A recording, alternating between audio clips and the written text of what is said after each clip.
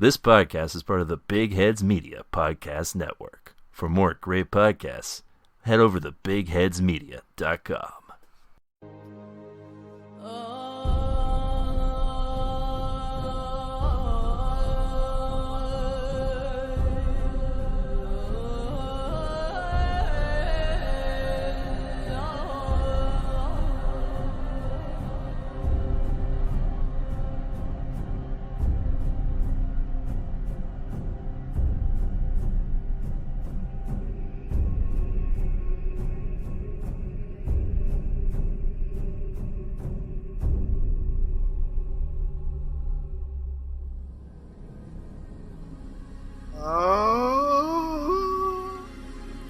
Hi there, folks, and welcome to TV Tuners, a podcast where we talk about the latest and greatest in television, sort of, sometimes. On this bonus episode, we're talking about the Snyder Cut. Fine. I've been waiting years for this. This is a dream come true, fellas. We all signed the petition. Yeah, it's true, yeah. We demanded it, and now it has finally been released. I'm your host, Swanson. With me, as always, is my co-host and King of the Seas, who is uninterested in being king, Stairmaster. My man! Ha, my man! Hey!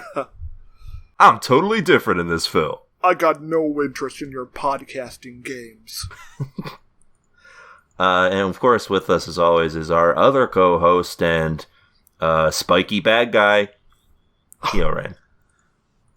He will know my worth. I'll take over all the worlds. I'm going to get the boxes and destroy all. Yeah, you're very focused on these MacGuffin boxes. I need them to prove my worth. Damn. I've learned from my mistakes. Pretty sad. Would he be more intimidating or less intimidating if he just broke down crying in one of those scenes? Probably more intimidating. Well, I think he would need to be hovering in the air while crying, like some sort of really fucked up anime villain. Like he just like shouts out like, Darkseid! Darkseid! If he cries, the earth should shake, though. Yes, yeah. He'd cry onto his axe and then say, "My tears sharpen my blade." So yes, we are here. We have been tasked with the dubious honors, I guess, of discussing this movie, of which we've only watched the first 2 hours of for this recording. Well, you losers have. Yeah, Stairmaster decided to watch all of it, like the day it was released. In one sitting. Yeah, a true mad lad. It was very You proud of exhausting. yourself over that? No, not really. But before we get into it, we got some other stuff to sort of... First off, the movie, of course, has like a whole history that we should probably talk about a little bit. But before we even get to that, I feel like because of the type of people who have been clamoring for this film and might be listening to this podcast, if they so chose, we have to sort of like give a resume even of our like... What?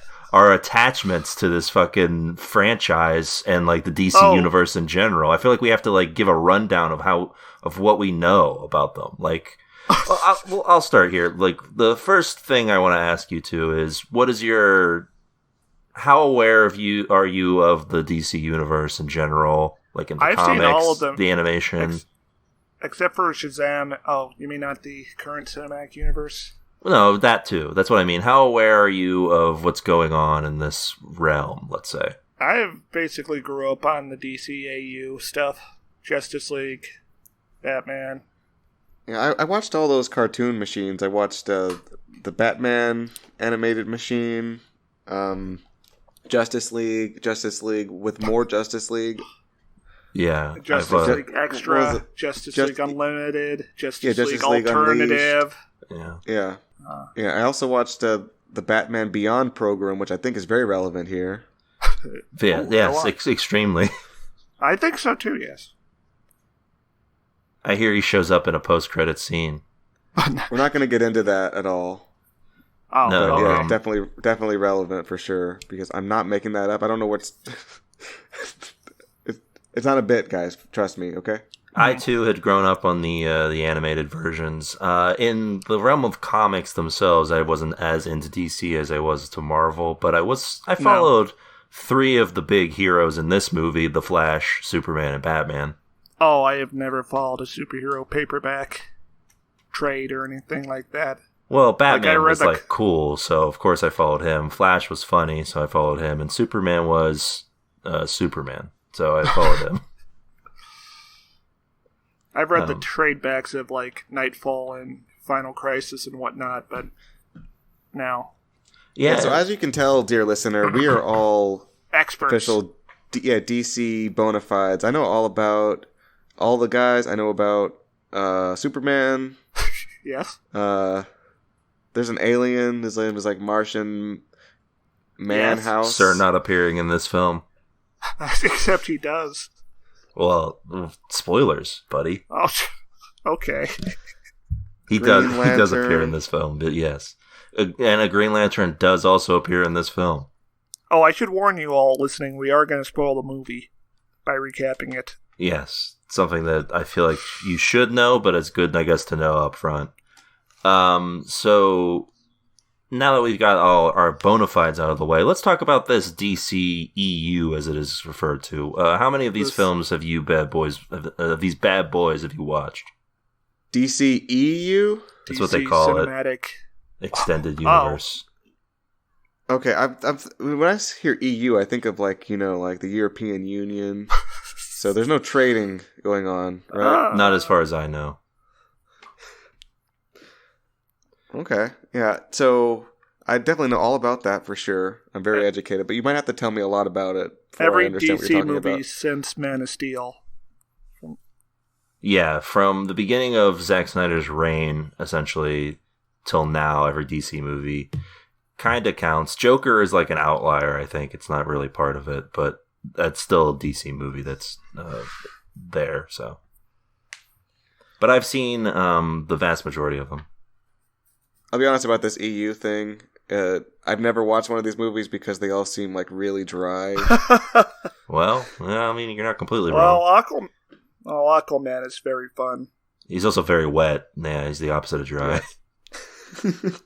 It does help that Aquaman's directed by a Fast and Furious guy. I don't know. I watched the trailers for them, and it seems like, I don't know, all the characters in all the movies just got done reciting some really sad poetry, and they're That is what the first couple of years felt like. I think since then, the Warner Brothers have course corrected, and Batman's all like, roses are red, violets are blue. I say to Superman, fuck you. Yeah. As for what I've watched, everything up to actually the original theatrical Justice League I've seen. I still haven't seen Aquaman. Still haven't seen Shazam. I've heard good things. I'm excited for the new Suicide Squad. The old one was bad. I should get that out of the way right now, because there's this thing now where people are saying that we should see David Ayer's cut of the Suicide Squad movie. We all need to see Why that. not? Why we not? don't need to see that. There's no way it's any. It's not. There's no way it's any better. That's what they said about this. I don't know. But this is Squad essentially a completely different movie. Like, his cut would just be some, like, deleted scenes are added in. Like, this was a movie that, as we'll get into, like, 80% of it was unused in the theatrical release. You're right. I'd rather see the Gareth Edwards cut of Rogue One, but I think Disney deliberately destroyed that footage. Yeah, probably. Never again. So what you're saying is that the movies are more fun than a guy being like, I have the strength of the universe, but why? Well, Aquaman is. Yeah. It's like, hell yeah! Back in the ocean! I also saw the original Wonder Woman. I don't remember if that came out before or after Justice I didn't see League. that. It's good. It's not listen, we're going to get into it when we talk about the movie itself, but I do not believe in any way, shape, or form that Gal Gadot is a good actress. No. I just want to remind you guys that I'm a TV and film novice. I don't really know too much about any topic. Gal Gadot is the Wonder Woman. Yes. And if you notice when you're watching this movie, or any movie that she's featured in, she has only two emotions that she's able to convey, which are bewilderment and anger. Not sad? I don't really see sadness in most of her reactions to things. No, and to do anger, they have to have a Palestinian child off screen. Yeah. To look at. That's right. All right, so there's a whole mess of how this movie came together, Kyorain. Yes, as you might have picked up on already. And I'm sure Swanson's eager to tell the story. Sure, I will. I'll tell it. What? Were you gonna have me do it? No, I got the gist of what's going down here. I thought you were gonna tag team it, like explain it to me in great detail as if I'm like a little child. All right. Well, we might. So Man of Steel comes out. It's a pretty good hit.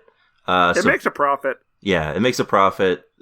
So this is the beginning of what Zack Snyder outlines as a 5-film arc that he's going to make. So his next film is Batman v Superman, a movie that I will listen to people who defend Man of Steel. I will not listen to people who defend that movie.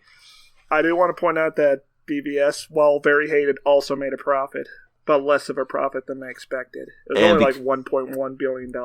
Yeah, and because it only made $1 billion and not multiple billions of dollars, WB went, what if we got our hands involved in this? And then Suicide Squad came out, and it's best we don't talk about that. Yeah. Why? What's wrong with it? That's his whole own thing. Yeah. Also, the production for the movie in terms of like trailer and how they advertised it made it seem way more, the tone was way lighter than it actually was in the movie. Oh yeah, Suicide Squad is like proto Justice League because it also got heavily reshot. Yeah. To be more Avengers-like, and they also cut out Steppenwolf from the Suicide Squad stuff. Oh, he's in Suicide Squad? Yeah, he's supposed to be responsible for the stuff that happens in that movie. Maybe it would have made more sense. Yeah.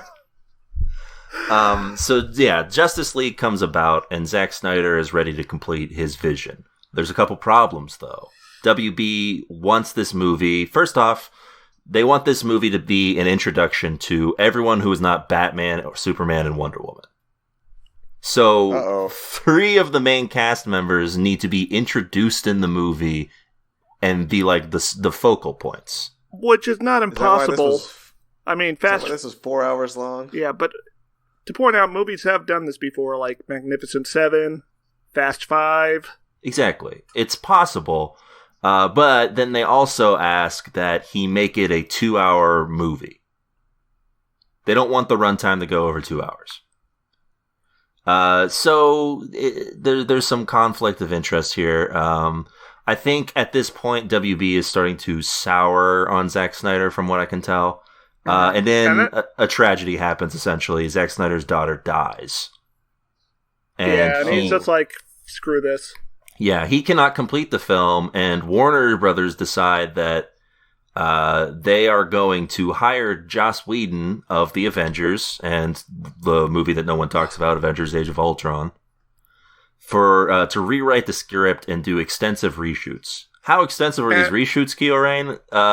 He mostly leaves Zack Snyder's movie on the cutting room floor. It's, like 20% of it is Zack Snyder's at best.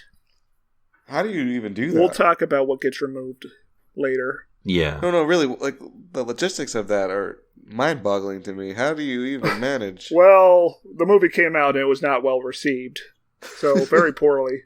Yeah. And I should point out that Joss Whedon's Justice League was exactly 2 hours in runtime on the dot. The CEO mandated that it couldn't be longer, so he made it essentially as long as he could. Whedon's a good boy. He does as he's told. The only thing he does wrong is abusing people on the set. That's it. Oh, yeah, there's one I want to talk about. So, I don't remember when the theatrical cut comes up, but there is a shot of Wonder Woman's ass when she's getting on a plane that Whedon put in. Also, and he wanted Gal Gadot to do it, but she refused. So he yelled at the stunt woman for Gal Gadot to do it and threatened to end her career if she didn't. Yeah, he's not a cool guy, it turns out. It seems like the only reason we didn't hear about this stuff until now is that, like, the Avengers cast were too big for him to fuck around with. Oh, he made people money. Yeah. Well, yeah, that's true. That's what happens in Hollywood. You make people money until you don't, and then that's when they get you. Mm-hmm. So also, Warner Brothers was not willing to push back the release date because executives' bonuses were tied into this movie being released. Also, Superman's actor had another role he was playing at the time during the reshoots for Mission Impossible, and his character had a mustache. And legally, he could not shave that mustache. So for the reshoots, they had the CGI remove the mustache. Yeah. If this clip I've seen from Wikipedia is to be believed, when Whedon assumed full control of the production, he added nearly 80 pages to the script. And I was actually wrong. It's not 20% of the footage. He uses 10% of the footage that Snyder shot. So yeah, 80 pages to what was going to be a 3 to 4 hour movie. Probably 3. Okay, so when we were hearing about the Snyder Cut, they weren't talking about to re-edit the film. They were talking about to remake the film. He had filmed a good portion of this before Whedon took full control. Well, what I mean is, it's a different film. It's not a different cut of the film. Yes, this is a completely different film, essentially. It has the same plot structure, but it is a different film. I think most of it was just finishing the CGI for this. They did shoot some new scenes, like, at the end. And I don't think there's any reshoots in here. There's stuff that is, like, almost completely unchanged from this in the theatrical cut. Like, it's just a different tone that gets struck between the two. That's insane. I know. We live in a clown world. All right, good podcast, fellas. I think we learned a lot today. Okay, well, there's a whole movie we got to talk about. Well, at least half of it. Oh, my God. Oh. Ooh. Yeah. So, yeah, I guess here it comes. Yeah, let's waste no more time. Basically, I will say this much then, yeah. So, obviously, there was this whole fan thing. I don't know what really to say about it other than, like, there's no way to say it other than, like, yeah, it was extremely toxic, right? Like, most of these people who were clamoring for this were, like, it turns out they were, like, correct in that Snyder did get screwed over horribly. But I think there's a Bernie Bro effect going on here. Like, you know, I think WB played up the more toxic aspects because they didn't want to look bad. Especially how they treated Cyborg's actor. That's true. But there's no denying that, like, there is a I mean, I guess it's no worse than any other fandom, right? It's like saying Rick and Morty fans are toxic. It's comic book fans. Of course, there's going to be some chuds in the mix. Yeah, that's true. Whedon's movie comes out, and it's disaster. Yeah, it's a disaster. It makes money, I think, but not what they were. It barely doubles its budget, which is not even a break-even point, I don't think, for how much money they spent on it. And I think the reported loss is like $60 million for Warner Brothers.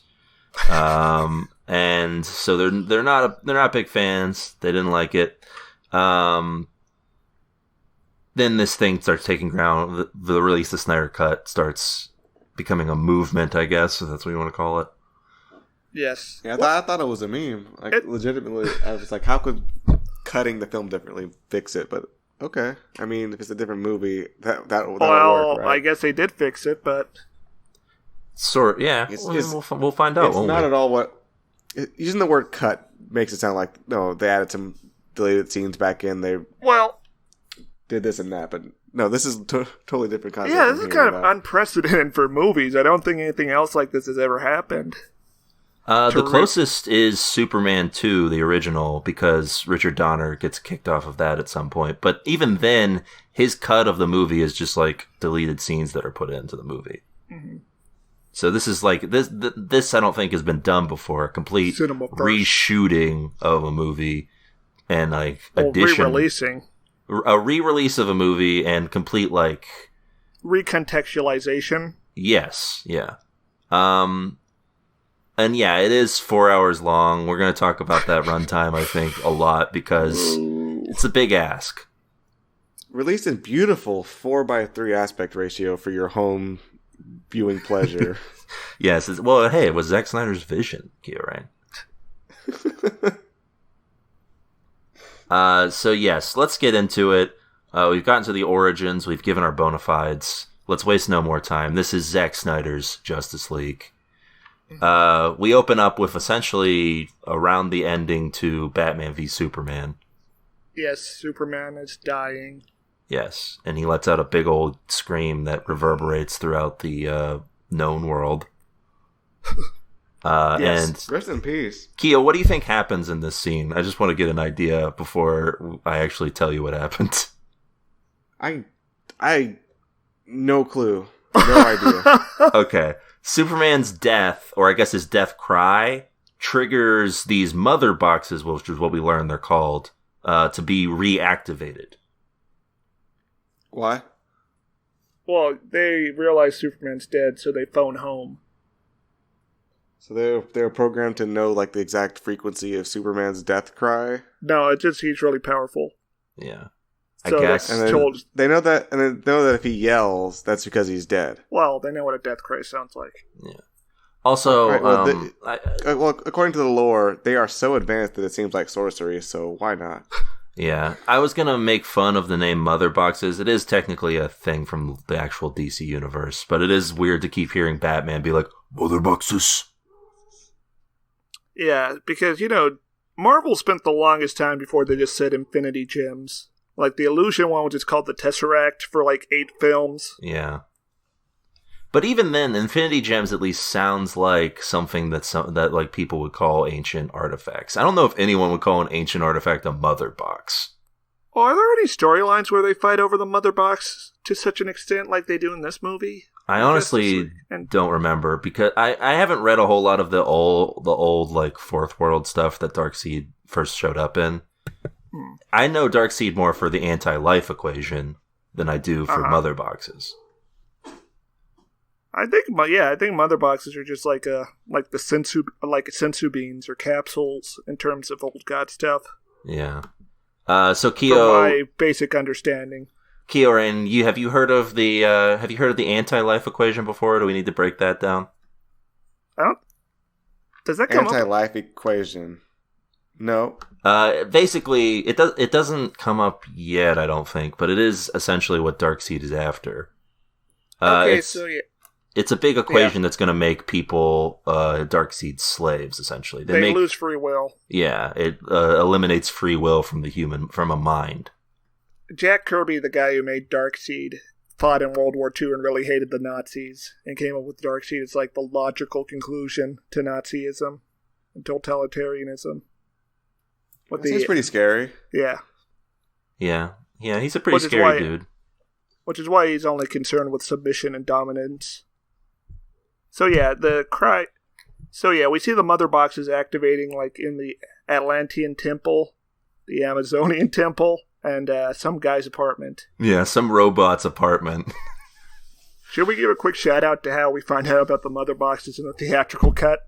Yeah, sure. Batman murders a bug and it explodes and just reveals the Mother Boxes on the wall with its goo. Because sure.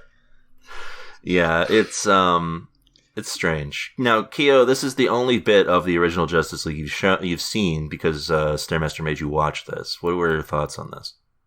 The opening scene of Justice League, the theatrical release.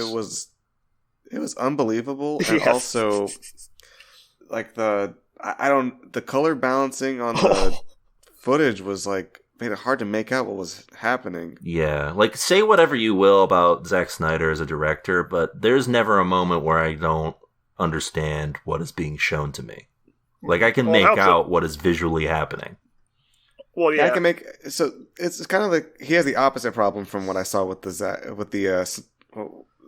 what's his name? Whedon cut. Whedon. Yeah, we'll call it the Whedon cut. The opposite problem where like you can make out what's happening in great detail, but it's like kind of drab looking. Yes.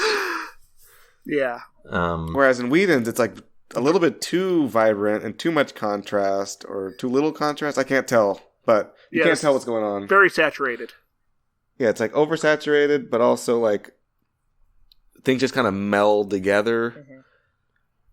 So after the mother box cries, and we get a sneak peek of pretty much everyone who's going to be in this first half of the movie, we cut to Batman. He's heading to this Icelandic village.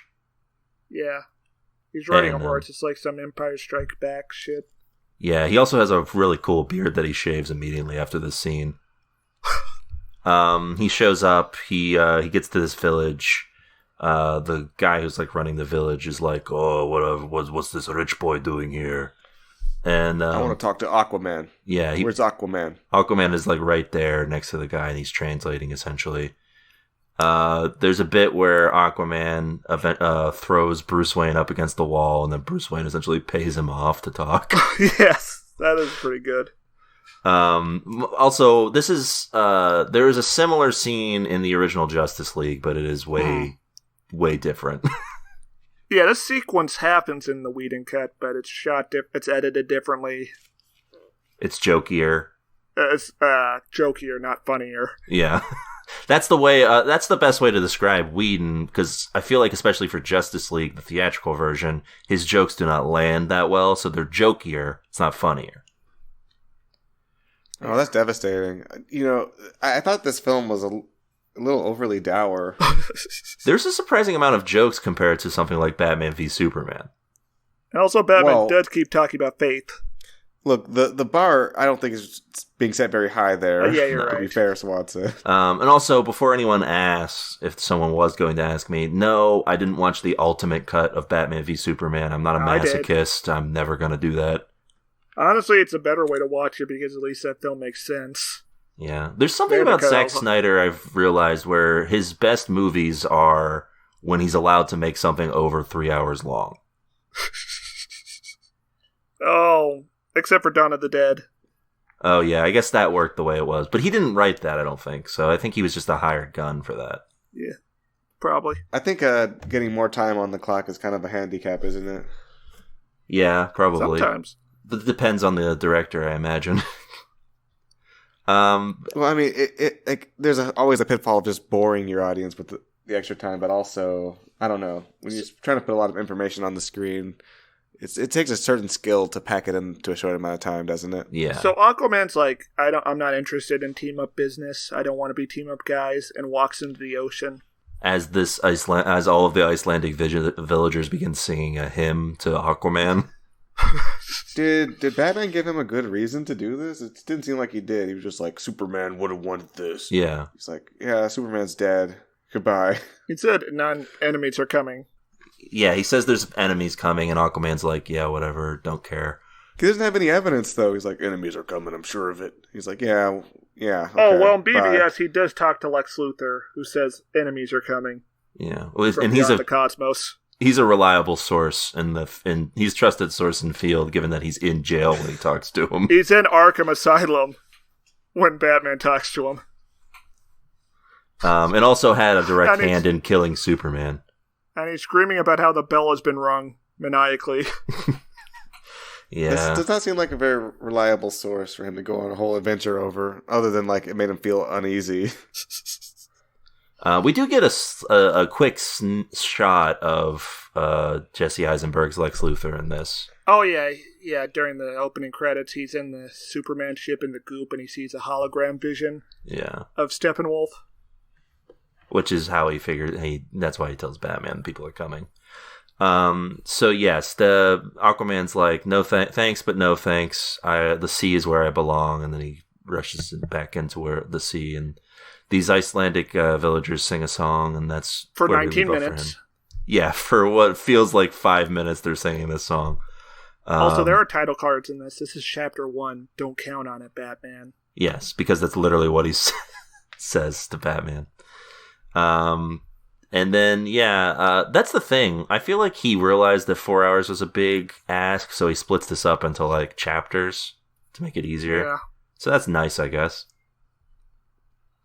Thank you, Mr. Snyder. Wow, thank you.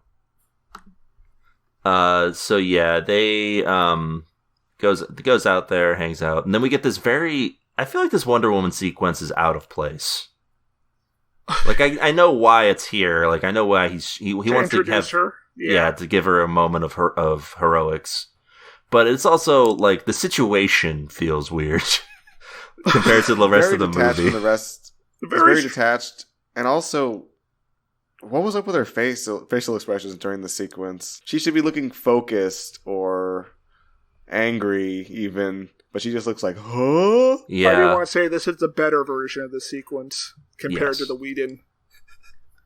There's at least some fun action going on here.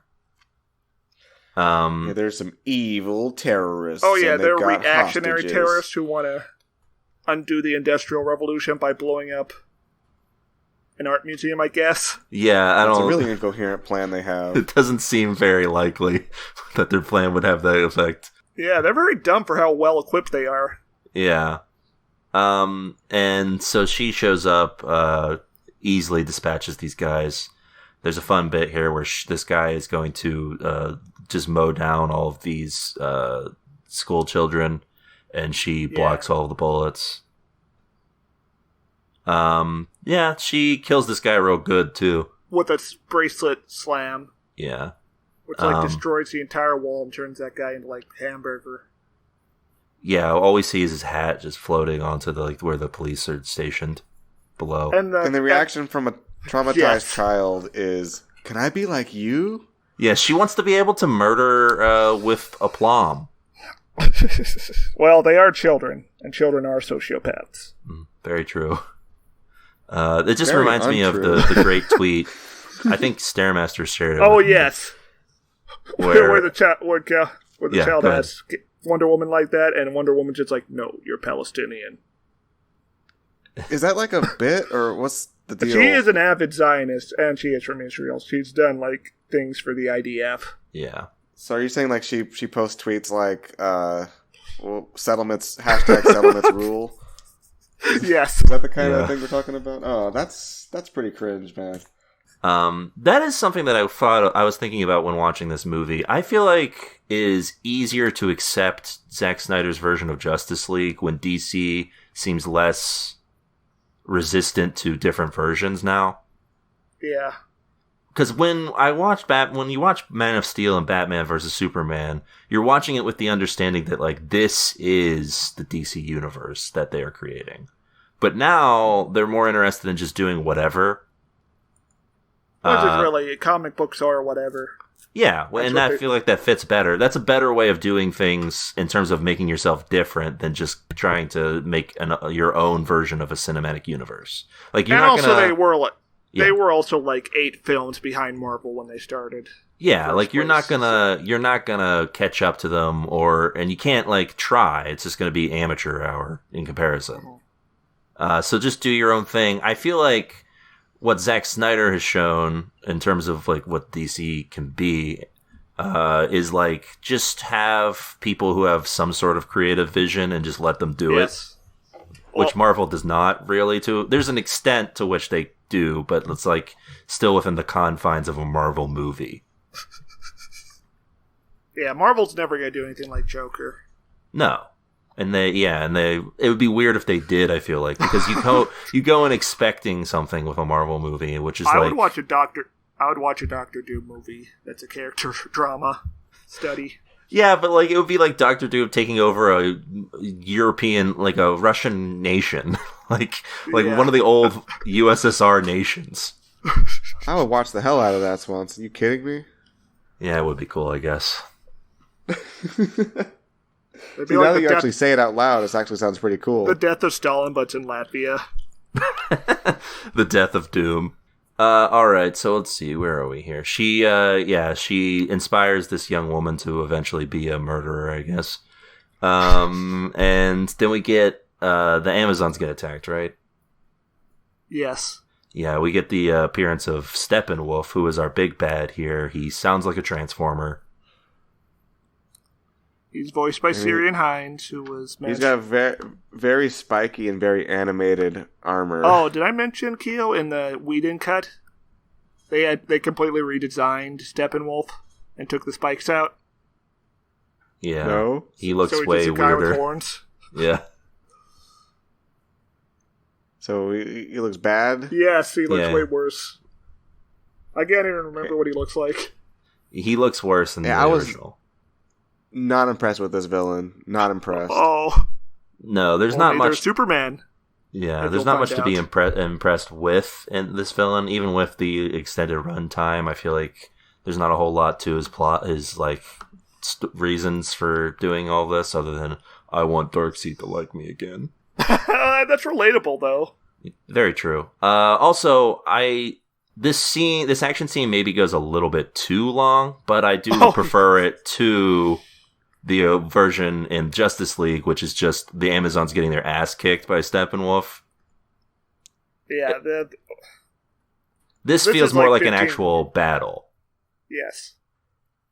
It was a foregone conclusion, though. It's impossible to get invested in the action here. Yeah, I agree with that. But at least in this, it seemed like if Steppenwolf hadn't like decided to leave at the moment he did, he still would have gotten his ass handed to him. I think it's cool how there's all those ripped women with the hammers. That was pretty cool. Yeah. The most egregious part of that action scene was the slow motion dive to the finish, like she's in a baseball game to get under the wall before it closes. Yeah. Because she's in slow motion diving, sliding for like a minute. I think the sequence would have been cooler if we didn't clearly know where this was going. Yeah. Also, like, an Amazonian woman does get lasered in half during this, I think. Yeah. Which is pretty hardcore. Not in the Whedon cut. Yeah. Very hardcore here. Also, they are just... anytime a parademon is on screen, it is seconds before they are, like, sliced in half, ripped in half, yeah. Blown, like, a laser blown through their head. Yeah. They're like the Leos from Gundam Wing, but bugs. So yeah, they the mother box gets taken from them, and Hippolyta, which is Wonder Woman's mom, says that it's time to light the ancient warning fire. Okay. Yep. Yeah, I was really upset about that. Yeah, I hate when they have to light the ancient warning fire. There's a lot of Lord of the Rings in this, for whatever reason. Okay, so here's something I noticed during the sequence is the color scoring of this program. Mm-hmm. Seems like it's almost like sepia tone to me. Yeah, I feel like that's sort of what the vision is with Snyder. Have you ever seen 300, Keo? Also by Zack Snyder? The one with the guy getting kicked down the well. Where he's like, this is madness. Yes. Madness? This is Sparta. He says, well, actually, you see, this is Sparta. That's if Jeff Goldblum did it. Yeah, so what's your point? I was saying, he's been doing this for a decade now. He can't be stopped. Yeah, there's no stopping him. You guys do agree, though, that it makes it kind of like kind of boring? A little bit, yeah. Yeah, I will say, despite this movie feels way less dour than Batman v Superman in both appearance and just general script. If we're talking about the Amazon fight scene alone, I would not say tune into that. That's true, yeah. So yeah, we cut back to Star Labs where this guy is Miles Dyson from Terminator 2. Yes, that's right. He is now a father of a robot, and he is going back to his house. This poor doomed janitor. I mean, he turns out to not be doomed, I guess, but what a twist! That's the most shocking thing in this whole film. Was that he wasn't just a murderer? He just wasn't murdered real quick. Yeah. Yeah. I don't even know how he survived that, but he did. I've seen comparisons a lot, and I've made them myself with Michael Bay and Zack Snyder. This is the difference between the two. Well, Michael Bay is a great filmmaker. Undoubtedly one of the best. He is... I wouldn't say Zack Snyder's a bad filmmaker, though. He's just, like, average, right?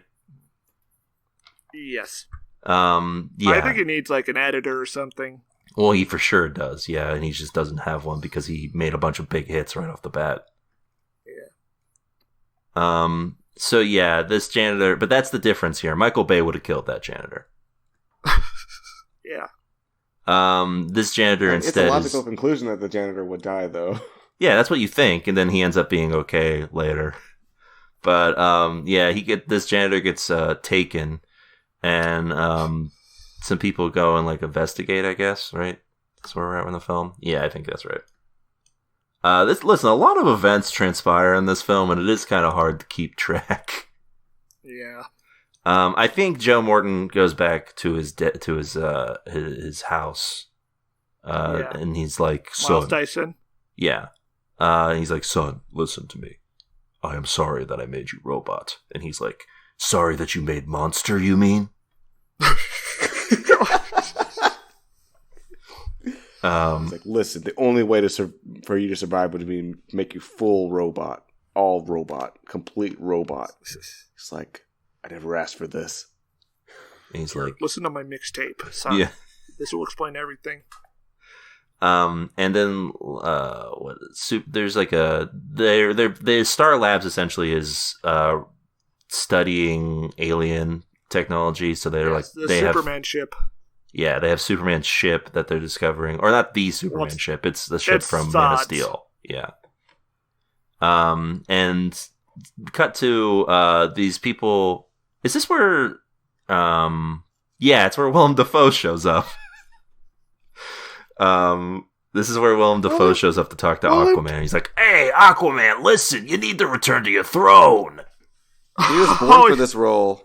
Oh yeah, I forgot Willem Dafoe was like the mentor figure to Aquaman. Yeah. So the Green Goblin shows up and he's like, "Hey, you take up your mother's trident." And he's They're like, well, who casted him for this role? I mean, WB, I Zack guess. Snyder did. Yeah, technically Zack Snyder did cast him for this role because he shows up in this before Aquaman. Mm-hmm. So I'm assuming Zack Snyder did. That's crazy. Yeah, it's wild. How is he in Aquaman, Star? You've seen the movie, I have. I don't remember anything about him in Aquaman. Damn. So probably not great then. Yeah. Why would you get Willem Dafoe if you're not going to have him do something crazy? Yeah, you should have had him play like Steppenwolf. That'd be fun. Could you imagine? That'd be a character. Yeah. That would be a lot more entertaining than this sad boy, basically, is what he is. Yeah, imagine Willem Dafoe being like, "I need to get the mother boxes." And the dark seed or side, guys? They kept saying side in the movies. Yeah, they keep saying side, so I think it's dark side. The dark seed don't like me. Yeah. Aquaman refuses to take the trident, leaves it on the ground. And Willem Dafoe's like, "Oh, man. Maybe I'll get him to go on the adventure next time." So Aquaman leaves. This is the one scene in the movie that I thought looked really good, though. This is the scene in the movie you thought looked really good, you said? Yeah, like the one so far. Yeah, I like the way it looked. The way, like, the water there and all this stuff. It looked nice. Yeah, the one thing that WB, the Warner Brothers, seem to have on Marvel is that they've got some good underwater effects, which I don't think I've ever seen in a Marvel movie. So, well, I think and I also think the underwater setting works with Snyder's color coding. Yeah. It's hard to make water look like it's grayish. Yeah. Yes. So at this point we get Bruce Wayne and Wonder Woman meet up, and because she sees the flare go off, and she's like, "Uh-oh, shit just got real." We get like a 15-minute scene of this arrow being lit and shot across the planet. Yeah. To light an ancient Greek temple on fire. One of those moments where an editor was needed, yeah. And then Wonder Woman investigating a catacomb and finding the mural from Sonic Adventure. Perfect chaos on it. She's like, "Chaos, the god of destruction." Now that would be a better movie. The chaos are the seven. What? She has to encounter Knuckles. Oh my god, Batman gets nightmares from Tikal seeing the fall of the Echidna civilization. It's like the exact cutscene from Sonic Adventure. It's just Ben Affleck in it. Yeah. He's onlooking and he looks completely horrified. He's crying, but he's completely silent. You just hear flame sounds. And Pogmac, no! How the fuck do you remember his name? I don't know. What the fuck? They don't even say it in the game, I don't think. No, I think you have to talk to one of the NPCs to... Or maybe pay attention to the subtitles. I know it because they mention it a ton in the comic. Oh, yeah. Alright, so, she comes to Bruce Wayne, and we get this... Listen, Gal Gadot is also not prepared for voiceover, apparently, because... Oh, we get the flashback. Yeah, the flashback itself is fun. Her voiceover is not good at all. It might be the worst thing in the movie at this point. Important note, in the Whedon cut, Darkseid does not exist for all intents and purposes. Yeah, he's not... Is he even mentioned? I think he's mentioned like once or twice. Yeah, he's essentially the same... He plays the same role that Thanos does in the Avengers. Yeah, in the Whedon version of this flashback, it's Steppenwolf doing all the fighting. Yeah. But he doesn't get, like, cleaved through the chest like a Bleach character in that version. Yeah, this is a cooler fight for sure. Gal Gadot is trying her best here. There's a Green Lantern that shows up. That's fun. Who gets its arm chopped off by Darkseid. Yeah, and then he dies and the ring flies up and Darkseid almost takes it. What's he gonna do with that? For real, like first off, I don't think he could have just used it, right? That's not how the Green Lantern works. I don't even think maybe he could crush it. Oh, maybe. With his bare hand. He was reaching for it like he wanted it, though. Yeah, but you can't just take a Green Lantern. It has to choose you. Yeah. Like, ooh, is it choosing me? Can I have it? Please? It's like, no. Anyways, so the Atlanteans, the pre-written history civilizations, and the Amazonians and the Greek gods are all teaming up to fight Darkseid. Yeah, isn't Zeus in here? That's pretty cool. Yeah, Zeus and Ares, and I think, what's her name? The Hunter. Oh. Oh, I know what you mean. I also do not remember her name, though. The one who's married to Orion. Yeah, that one. Sure. Artemis? Yes, Artemis. And Wonder Woman villain Artemis. Artemis gets to shoot a bow here, and the Whedon cut, she's removed. Yeah. Because Whedon does not want to show women excelling in any way or shape or form. Not unless he can personally profit from it. He doesn't want women being shown as... Yeah, I think he gives the arrow to Ares in that version. Probably. I honestly couldn't tell you. But yeah, everything looks better in this as well. Zeus, there are some good shots here, like when Zeus is letting off lightning, it looks pretty cool. Darkseid getting almost cleaved in half is awesome. So yeah, Darkseid doesn't say anything though, which is the only problem I have with this, is because it's just him being like Darkseid. I'm a nasty man. The thing that separates, I guess not really, but the thing that makes Darkseid, I think, cooler than Thanos is that he is like a very capable speaker. Like he rallies an entire army essentially to the way that Darkseid is like if Doctor Doom was a god. Yes, essentially. Like Thanos just has like one weird goal in the comics, and one that's completely different in the comics and movies. And in this, Darkseid has like, I guess he has a weird goal, but also he is like interested in controlling everything. Yeah, it is kind of a mess what they did with Thanos. When you think about it, yeah, in the film. Like I don't know why they couldn't just mention death. It's not like it would be that weird for Marvel. They had to make him like super like serious as a villain. I guess super serious, super like what's the word? Pathos. Pathos. Yeah. They have to make him a tragic figure, but also make us root for him being murdered by Tony Stark at the end. Yeah, and then Thor at the start. Yeah, it is weird what they did there, but also Darkseid here, I feel like if he had gotten to say a couple lines, it would have been a cooler scene for me. Mm-hmm. Instead, he's just like kind of a nothing presence in this because he doesn't say anything. I will say he looks better in action than he did in the stills I saw beforehand. Yes. Like, just have him say something like, "You will submit." Yeah, exactly. You will suck. Or just have him say, "Dark side, it's one," and the army's like, "Dark side is all." Yeah. Or something. That'd be cool. Like, would it have been that hard to get whoever's playing this guy? No, it'd be like 30 seconds of footage. Yeah. To your 4-hour movie. What if he said, "Don't forget to mash that subscribe button"? He says that after killing the Green Lantern. Yeah. Do you guys want to see me wield the Green Lantern ring? Mash that subscribe button.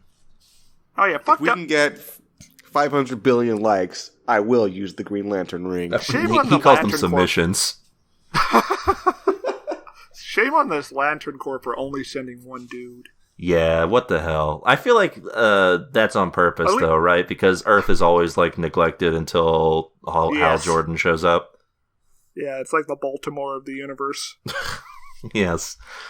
Like a Green Lantern Corps that's like The Wire, but it's in space. Yes. You got Hal Jordan's the McNulty, because of course he is. I wonder if that'd be more of a Guy Gardner thing, I think. Oh, yeah, I guess you're right. And McNulty's actor could also play Guy Gardner. Yes. Alright, so cue the Flash showing up. Which is, like, hands down the best scene in this movie. Oh, yeah. Probably because it's, like, a self-contained short film. Also, I feel like we need to talk about how more tolerable this version of the Flash is than what he is in the Whedon cut. Well, for one thing, this scene with him stopping the car crash isn't in the Whedon cut. All of the heroics that these people do are either not in there, same with what Cyborg does with that lady, or is not, or bastardized like the Wonder Woman scene.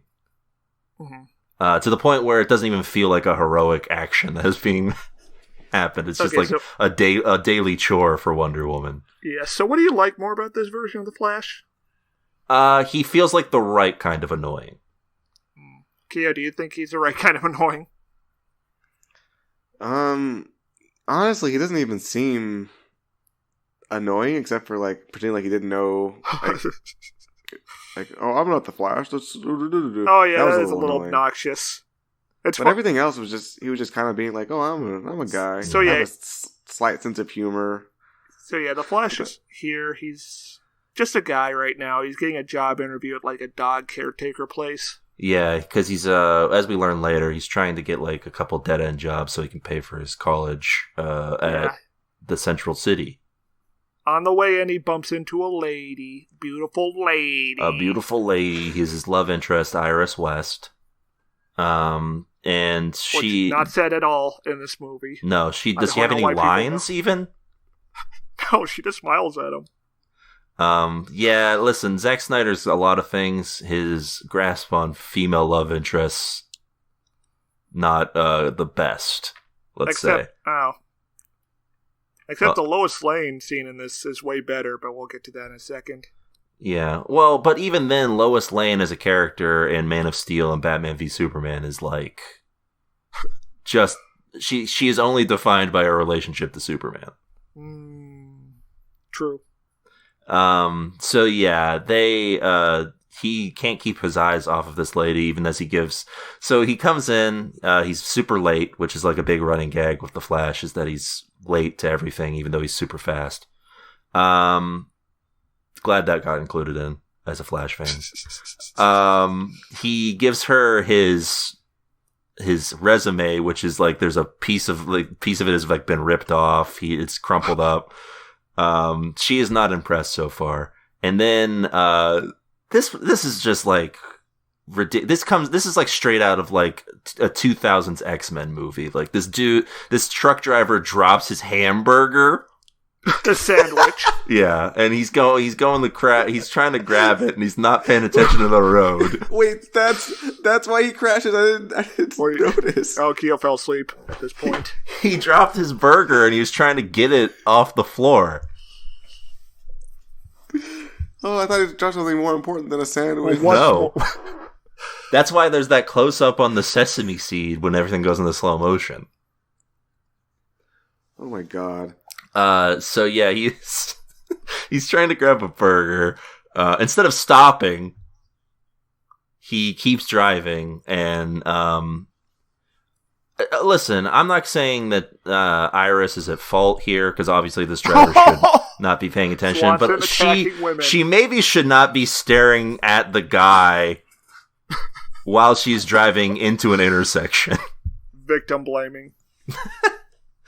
I'm just saying, look, there's both sides to every story. So yes, the truck blows a red light. Flash is like, oh. This scene's so cool. He literally, his shoes disintegrate. So you get to see those sweet, sweet gams. Yeah. Yeah, this was like a scene directed by Quentin Tarantino with how focused they were on the feats.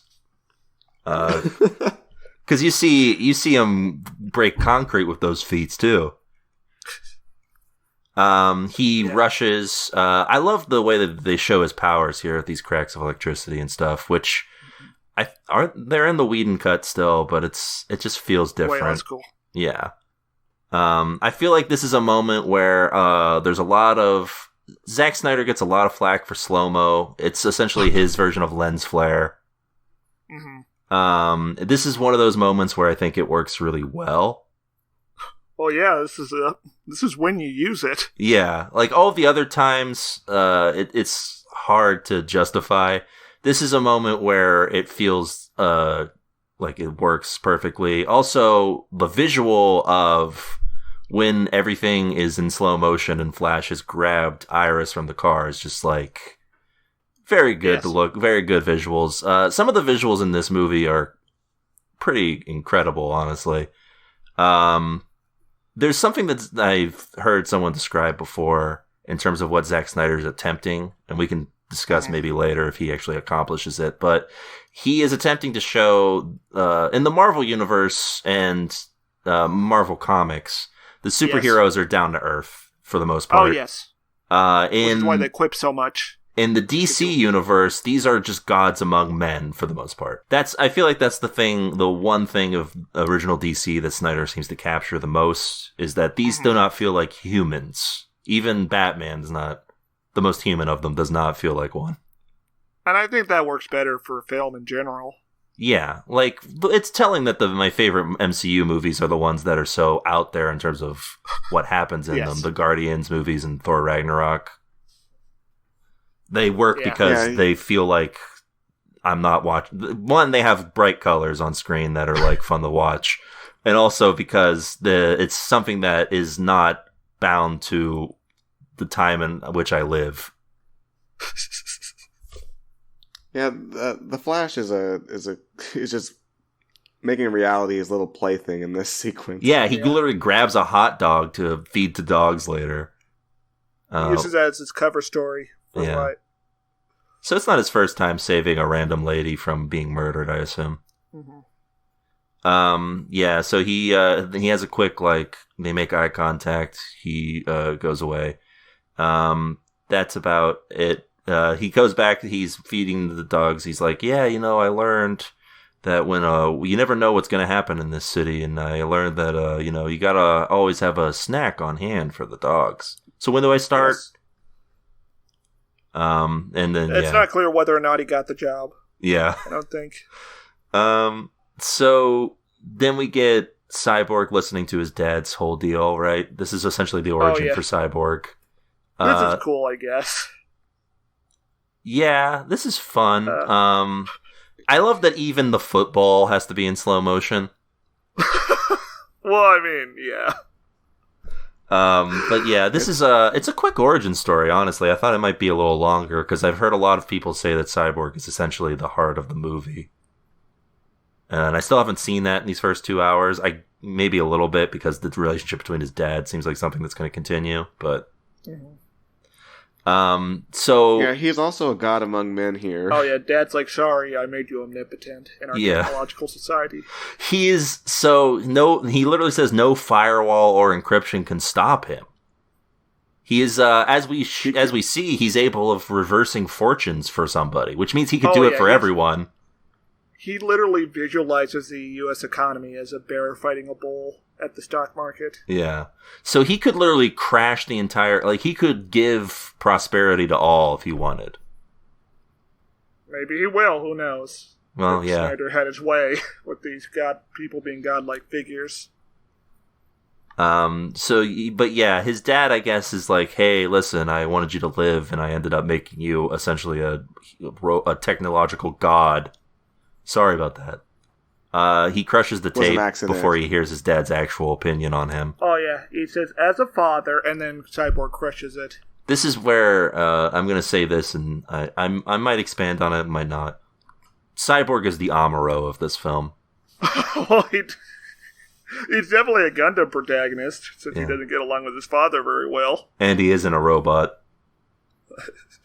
True. So in the theatrical cut, Cyborg's dad just hangs out in the apartment with them. There's no tension between them, besides him being mad about being a robot. Yeah. That seems like a little bit of tension, at least. Compared to this. This origin stuff is also not really covered. Oh yeah, we don't get this montage at all. Yeah. And... Would you guys be angry if you were a robot who could do, like, ultimate hacking? If I didn't want to be, I might be like a little like, dang, that sucks. Oh well, I guess I'll use this to destroy all of the establishments I think are unfair. If it was by my dad who never came to any of my football games, maybe. That's true, yeah, because we do see him after he wins the big game look at the stand and only his mom is there. Yeah, is this a full flashback with his mom? Yeah, I think so. Because, the mom is not in the theatrical cut with Whedon. She gets cut in completely. Once again, I think that seems a little... Whedon does not want a woman on screen if he can't profit. I think that seems a little small. Like, you get god powers and you're still concerned about your football game. Well, he didn't have god powers yet. Yeah, that was a flashback. You're saying, like, you'd be upset still when you got the god powers. Well, listen, daddy issues don't go away when you get god powers, Kyo-Ray. That's Superman and Batman. I mean, Amuro didn't get any better when he got in the Gundam.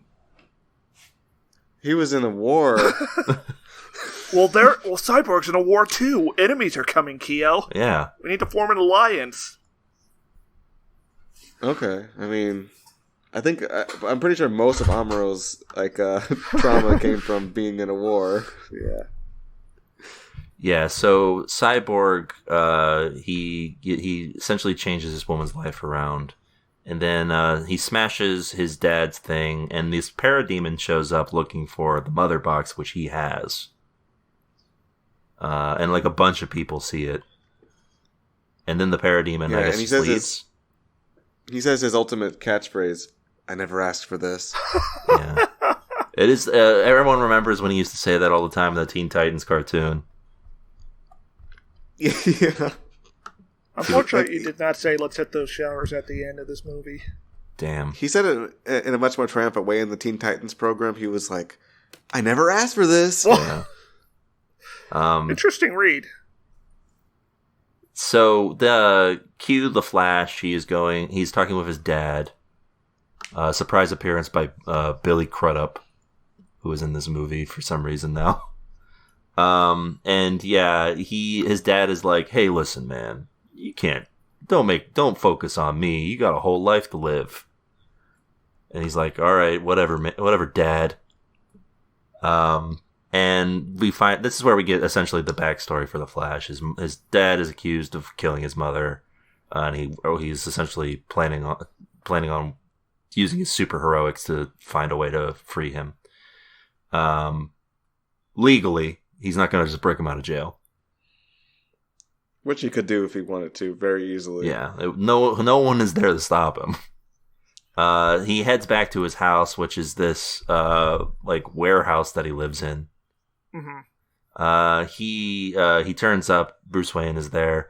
This I feel like this isn't really that edited down from the movie. It's just a different from the theatrical cut. Like the context is just different now. I'll give the Well, there is an extended addition to the end where the Flash has a monologue about how he doesn't like people and makes jokes about brunch.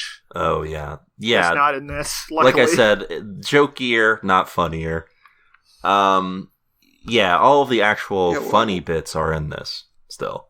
What happened here? Like, Batman was, like, watching all the security footage and Batman saw was that... sitting at his chair. Yeah. The Flash is like, who are you? No, I mean, how did he find out about Flash's powers? Like, why was he watching that footage? What happened? He saw footage of... like Lex Luthor's database in BVS. Oh, yeah. Who had files on other superhumans. Yeah. Which is how he it's knows like about basically, this stuff. It's basically like wedged in the middle of that movie, just him watching a bunch of trailers for other DC films. Yeah. That were going to come out after Justice League. Yeah. And Aquaman was the only one that got a solo film, I think. They're still trying to do a Flash one, I think. Oh, yeah. Anyway, so yeah, Flash is here. Batman's like, so, nice suit you got here. Makes it heat resistant and it's real cool. He's like, yeah, I'm an ice skater, man. I'm an ice skater. I don't know who you are. I don't have any powers. And then Batman, without saying anything, just throws a batarang at him. Yeah. And the Flash goes into super speed and catches it and looks at it and just automatically knows who it is. Well, he's heard of Batman. It's been 20 years that he's been working in Gotham. I know, that's cool. Yeah, it kicks ass. I love the facial expression on Ezra Miller's face when the batarang flies by, and then he catches it. He's like, "Wow, so you're Batman, huh? Hey, cool." He's like, "I'm putting a team together. Do you want to?" He's like, "Yeah, I'm in." And he's like, "Oh." Smash cut to them right. walking to the car, and he's like, "Hey, what's your superpower?" And Batman's like, "I'm rich." Great line. And yeah, then I love this ending here where they go to leave and Batman cuts someone off in traffic and heads onto the freeway. The Flash is successfully recruited. He mentions as they're heading into Batman's expensive-ass car, eating an entire box of pizza, that he burns a lot of calories with his abilities, so he's essentially a snack hole. Oh, is that what you call it? That's what he calls it. Oh. He's a black hole of snacks, a snack hole. Oh. That's an interesting phrase. I'm going to write that down in my journal. Did we mention that Rick and Morty is playing on one of the monitors in the Flash's hideout? Well, are you surprised? No. It's like the most Barry Allen show imaginable. Then Wonder Woman meets up with. Well, first she has this scene with Alfred where he's teaching her how to make tea the right way. Is this where we get established Batman's working on super bracelets? Yes. Absorber bracelets? Yeah. Okay, because that's not in the Whedon version either. No, instead, there's a scene where so Batman's like copying Wonder Woman in this. In the Whedon version, that doesn't exist, and Batman even has a line to Wonder Woman that she can copy his stuff if she feels like it. Yeah. Showing what Whedon's priorities are. So yeah, they Cyborg hacks into sort of the Batman all of like their computer. The Bat computer, yeah, that's right. And he's like, "Meet me here." So they meet up. She tries to convince him to join the team, and he's like, "Listen, I'm not a hero. I'm too metal. I'm just a robot, man." And he's like, "I'm really sad about being a robot. I never asked for this." He's like, "Listen, I don't know about these. I don't know what you need, but people are coming, and I guess that's a bad thing." My dick has rivets on it. And then he goes to his grave and his mother's grave and buries the mother box. My dad didn't give me a ball sack. my dad gave me no nuts, just a dick. Would you rather that or, the opposite? Well, it'd be weird to do the opposite, I feel like. Oh, yeah, you're right. Never mind. Like, one without the other sort of makes sense in a weird, twisted sort of way. But the other way around, it's just like, why? So yeah, he decides, this is not a good idea, by the way. It's a bad idea. He decides to just bury it in a very shallow version of his grave, where his grave is. He makes like a foot, like not even a foot deep hole. But yeah, the dogs are going to dig that up. Yeah, like you don't think Steppenwolf is going to get on that? Yeah, so he buries it. Cut to, speaking of Steppenwolf, he's back, and he is ready to take on the Atlanteans. Apparently, the acting king of Atlantis, the prince, is doing a very bad job fighting an insurgency, so nobody's guarding the mother box right now. Yeah. So this is where our introduction to Mara, who is also the love interest of Aquaman. She is... Yeah. I thought Mara was his sister. I think that's his love interest, but maybe that's different. Maybe you're... Yeah. It don't matter. Oh, she's essential. I guess she's not. They're not related. She is raised by his mother. Okay. So totally cool to both. Not blood related. Yeah. So yeah, she has a good fight here. I like the way that they show her abilities here, where she's able to essentially create pockets, like we see with Willem Dafoe and Aquaman in their scene, where she's able to create pockets of air and then close them in. So she actually gets a couple good shots in on Steppenwolf here. And then she tries to kill him with the whirlpool. Yeah. And then she tries to like rip his face off, I think, right? Is that what's going on in that scene? It's very brutal, whatever she's planning. And then she's about to get killed by him. Aquaman steps in, finally decides to be a hero. There was this is a superfluous scene, but I forgot. Earlier in the movie, like a half hour earlier, there's a bit where he saves a guy from getting, from the storm. Yes. And then drinks a whole bottle of whiskey.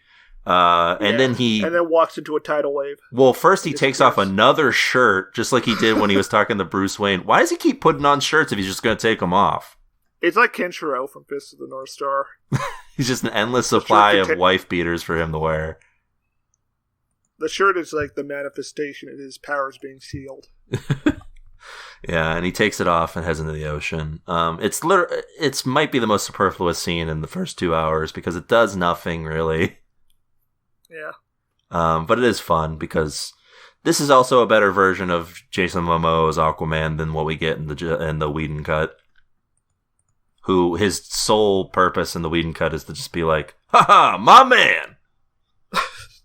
Which he does do in this, but there's backing and foundation for it. Yeah, because what does he do even before he joins the Justice League in the Whedon cut, other than that scene with Bruce? I think it's literally just him rescuing the guy from the boat, and the very shortened version of his first scene. Yeah, because this Steppenwolf scene does not happen at all in that cut. Yeah. So you don't actually get to see him be like decide to be a hero. It's just like him doing slightly heroic things. I think he does fight Steppenwolf in the Whedon cut. It's just reshot entirely. Maybe. I honestly couldn't tell you. I don't remember. But yeah, he shows up. He saves Mara from death. You can tell that they're love interests because they have a longing glance between the two of them before he gets to fighting. Unfortunately, Steppenwolf gets his hands on the mother box and goes away. Uh-oh. And also, good. How could he get that? That would be a disaster. And also Steppenwolf, I seem to have the upper hand anyways. Yeah, I feel like he probably still would have kicked Aquaman's ass. So then Detective Gordon gets a notice. Jim Gordon, Commissioner. Commissioner Gordon. It's been 20 years, so he's bumped up from where he was in the beginning of Batman.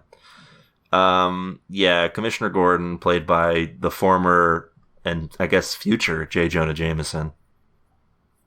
J.K. Simmons. He's here and he's like, "Hey, listen, I gotta talk to the Bat. Figure out what's going on here." Oh yeah, there's a bunch of strings of kidnapping. And the only creatures that everyone thinks is Batman. And he's like, "What? After 20 years of protecting the city from criminals, he's just gonna kidnap people all of a sudden?" Yeah. Which, good call. That's why he's the commissioner. So then we get to what is probably the best part of these 2 hours here. The team is finally together. More or less. More or less. Because Aquaman isn't here yet. Yeah, the quartet has arrived, at least. Because Cyborg's dad gets kidnapped at this point, and he figures that out. That's when we find out that the other people who have been we thought might have died are alive, and they're being huddled together to find the final. Yeah, essentially, because there's this device that Steppenwolf has that's like a little spider, climbs onto your face and reveals your secrets.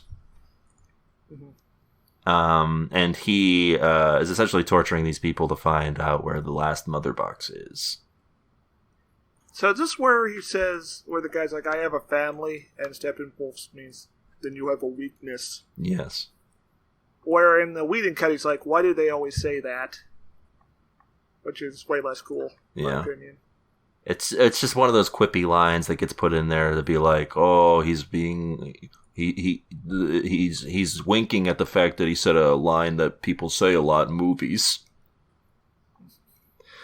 Yeah, that's another thing with a lot of Whedon stuff is that all of his villains have to be funny, like quipsters. It happened all the time in Buffy too, where even the most serious of villains was like a quipster.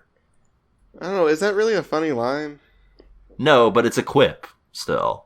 I mean, is it really a quip even? Like, why do they always say that? It seems like something you could legitimately say when you're annoyed with people saying that a lot. No, but it's the way it happens in the movie is supposed to be a quip. Yeah. Oh, I mean, because it's not a really... I don't think that's a bad line. It's just, it's kind of... It gives a lot of information at once. It says, like, first of all, he's exasperated with this. Second of all... He's done it a lot. He's heard this a million times because he's done a lot of bad things already, so... Yeah, he... No, like, the only reason it works at all in Avengers that that Loki is like a jokester is because that's kind of part of his deal. He does pranks.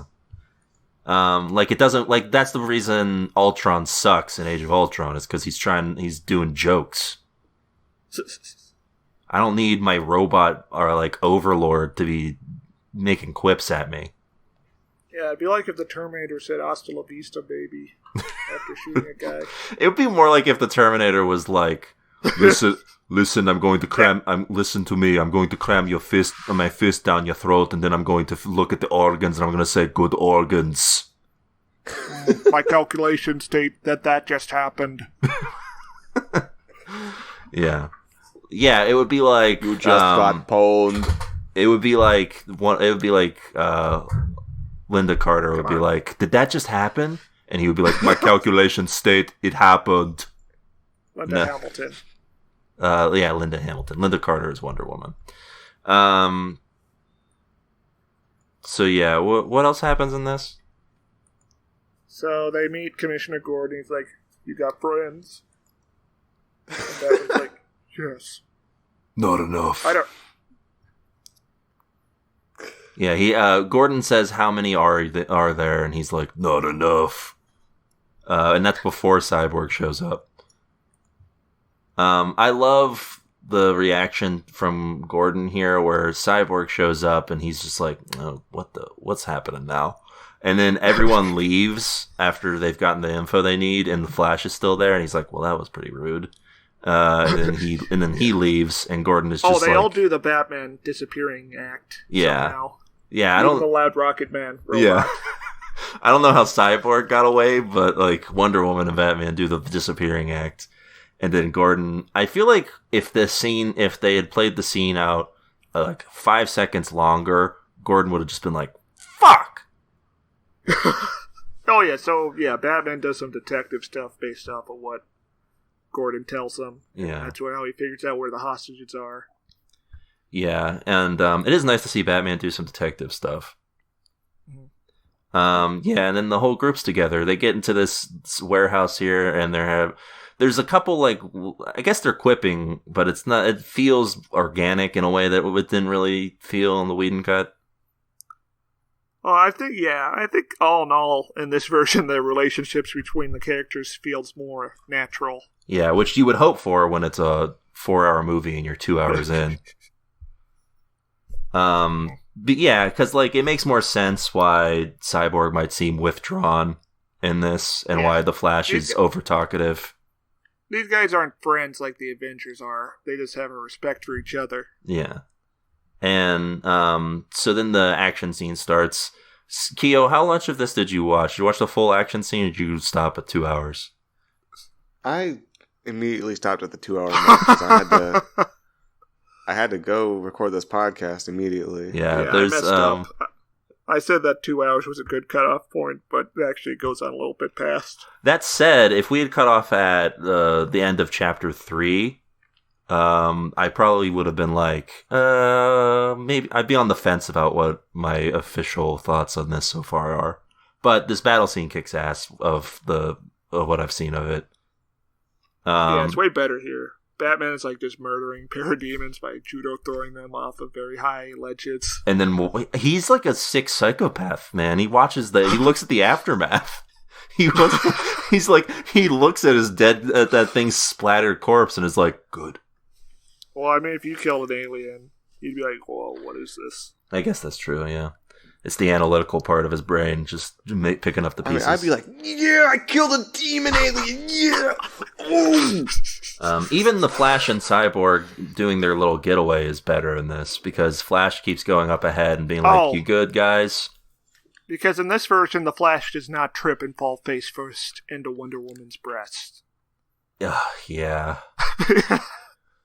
Wait, dude, that's not a joke, about the exposition. Oh. I thought that was like an anime joke. Nope, it happens in the Whedon cut. Wow. That's shameful. And I think what I was going to say was, I don't think we talked about the exposition that was giving this whole story its stakes. Oh yeah, there's a lot of it. Oh, you mean when Gal Gadot was doing the voiceover? Yeah, we didn't really talk about what was actually said there. Oh yeah, you're right. Sorry. Whoops.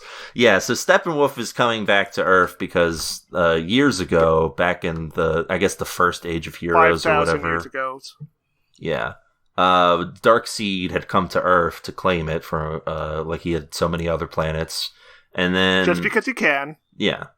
And he had learned about these devices, the mother boxes, which were No. He uses the mother boxes to conquer worlds. Oh, that's right. Yeah. And then he lost the mother boxes when he got his ass kicked. He had to run off without them. Yeah, it forms a unity which terraforms the Earth into the likeness of his home planet, or I guess his rolling Apocalypse. planet.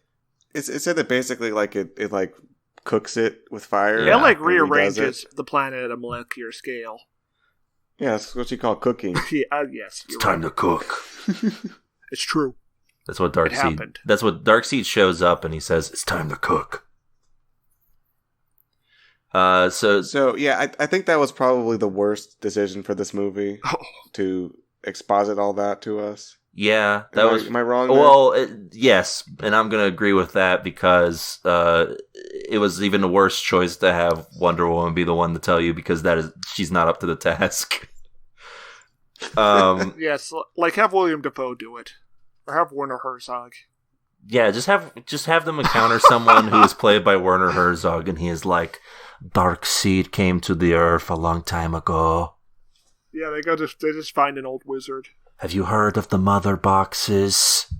I mean, that's a good. I mean, I guess some exposition was needed, but doing it all like one chunk like that, which having a character explain to us was just like, oh, that took off like 10 points off the movie. Yeah, fair enough. Agreeable. Yeah, Steppenwolf's whole goal is to find the mother boxes and complete the terraforming, and that way Darkseid will like them again. Spoilers. Yeah, they also explained that those what are they called? Parademons? Or used to be like just people. Now they're like mindless drones. Yeah. And the Whedon cut there, they feed off of fear. Sure, why not? So yes, they have this fun battle here. Like right around the cutoff point is when Batman's like, Alfred, get me the Nightcrawler. Boy, I wonder what that is. Yeah. Too bad I messed up. No, they show the Nightcrawler. It's just that he gets in it right when it's like the cutoff. Oh, sorry. Yeah, it's this essentially spider mech. So yeah, Wonder Woman at the same time is having this huge sword fight with Steppenwolf. That also kicks ass, yeah. Yeah, it's greatly expanded from the Whedon cut. For some reason. Yeah. Wonder why. But who knows how this fight's going to go down? We'll have to wait and see, I guess. Hold on, did we not get the scene with Lois Lane yet? Or does that come after this? What scene? Where she meets Martha? Yeah. Oh, No, I've heard about that scene, but I have not. It does not happen yet. The only Lois shots we get in this is a brief shot of her at her apartment, memorial, and then her with the Nick Cave song playing. That's like super literal. Okay. That's another thing I will say about Zack Snyder.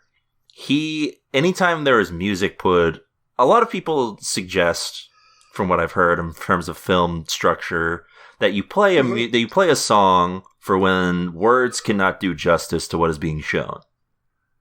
Zack Snyder suggests that what you do is you play a song to literally describe what is happening in the scene to you. That explains why they use Ancient Lamentation so much. They use it for when there's no lamentation going on at all, though. But the Lois Lane scene at the beginning is like the most egregious because she's going to like the memorial for Superman, and it's like, they said the gods would never die. And it's like, okay, yeah, I get it. But yeah, that's the only time we see Lois Lane in this at all. And we also only get like a brief shot of Martha Kent. And that's about, but yeah, we'll have to see how that battle turns out. That's because that's where we leave off for part 1 of our coverage here. So, a lot happened. We're 2 hours in and the Justice League is formed. Sort of. Luckily yes. So let's... I guess it's time to give our, IGN score ratings here. Well, that's the thing. It's a little tricky because we can't, tune out on something that we're definitely going to watch the other 2 hours of. Yeah, so we're going to give an IGN summary score. Okay. All right, sure. All right, so let's see. So the categories are graphics. Okay. Story.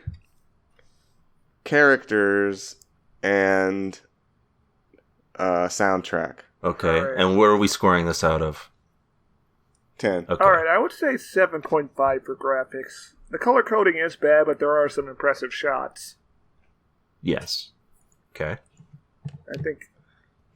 Story, 6.5. What about the other 2? Characters, 7? That sounds... we'll see. And what's the last one? Sound. Oh, that's a tough one. I don't know. Yeah, I think, without spoiling my rating, I think sound is probably the weakest of the categories for this movie. I would have to give that a 5, I think. Yeah. So that evens out to a 6.5? Yes. But maybe, who knows what's going to happen in the back half. True. Yeah. Yeah, because this is a lot of setup. I guess Swanson? You want me to go next here, Swanson? Yeah, go ahead. Alright, I'm going to give it an 8 out of 10 for graphics. Whoa! The effects were, for the most part, really good. There were some actually pretty incredible sequences there. Yeah. But the color coding, took it down, a lot for me. Also, this is 4x3. Yeah, it's also 4x3. That probably took off another half point. Let's make it 7.5. I forgot about that. And yeah, I don't understand. I guess it's his thing, but why make your movie almost sepia tone? I don't get it. All right, so then for character, I'm gonna have to give this a 5 out of 10. Fair enough. All right. Some of the characters were fun, but most of them were just kind of just dour. What do you hate? Aquaman is yeah. I don't want to do this. I'm going back to the ocean. Well, I think I think Aquaman turns around once he's like, I'm glad to be out of the ocean and here with my friends. Aquaman, at this point, at least has an arc in this movie, so that's nice. Yeah, we've got Wonder Woman who's just there. She's present. Yeah. True. Correct. True fact stated. Superman who is dead. Yeah, Superman's dead, so he gets like no points. Like Batman, maybe it's because I didn't watch any of the other films, but I don't know what his motivation is. I can't. He really wants relate to redemption this. for almost killing Superman and then failing to save Superman from dying. Yeah. Yeah, but his motivation for like doing what Lex Luthor basically said just didn't make any sense.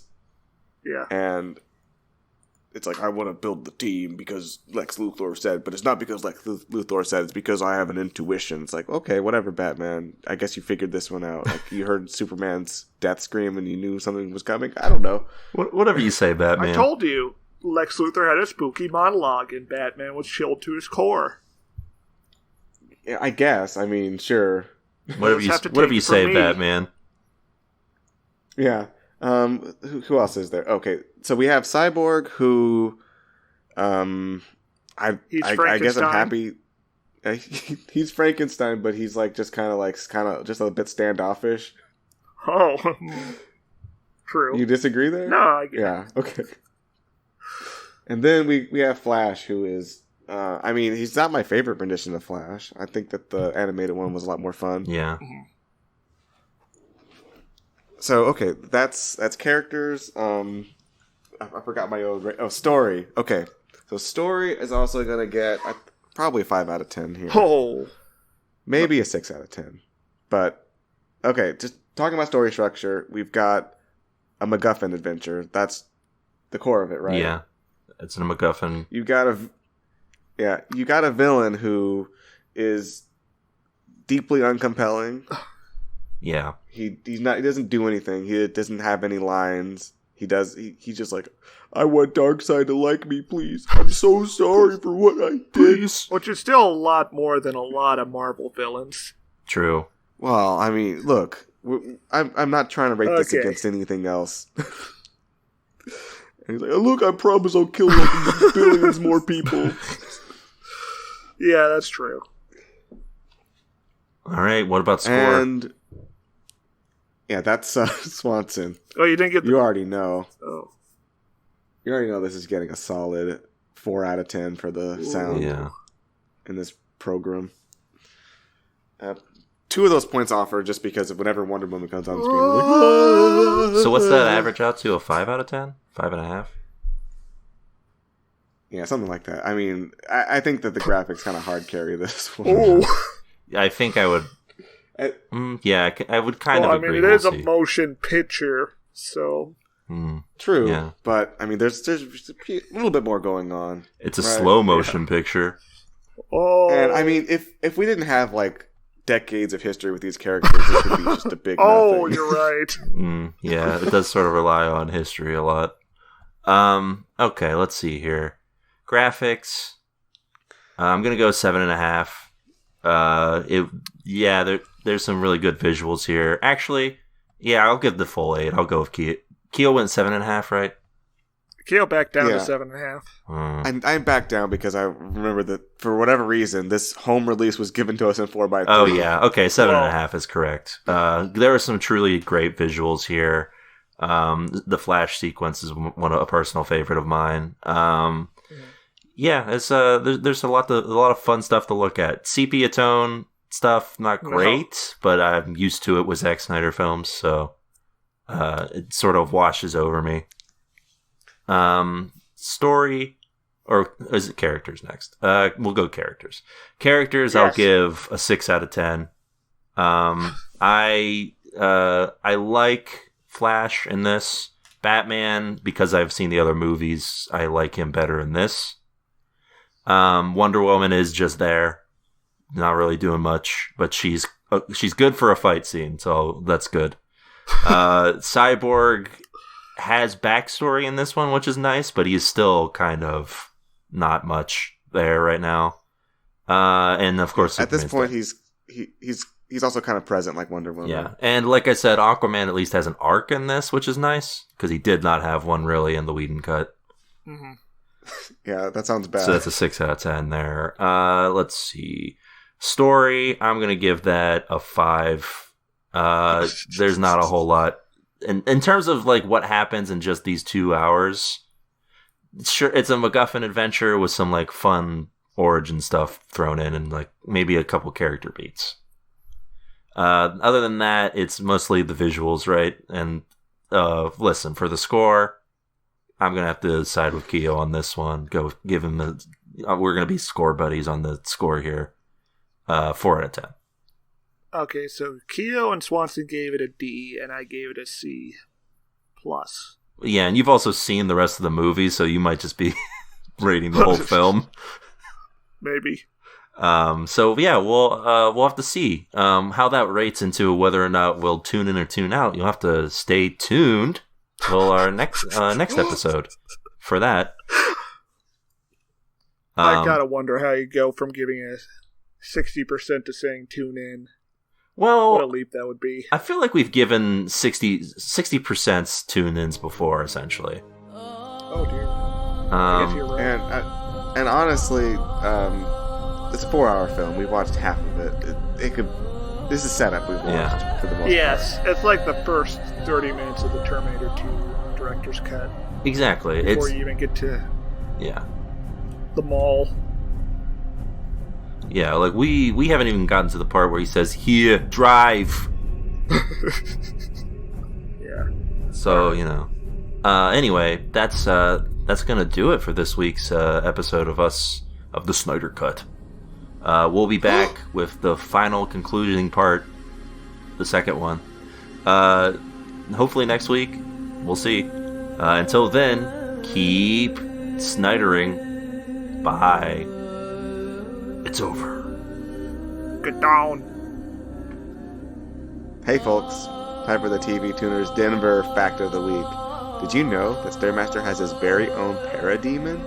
It's true. His name is Scrambles.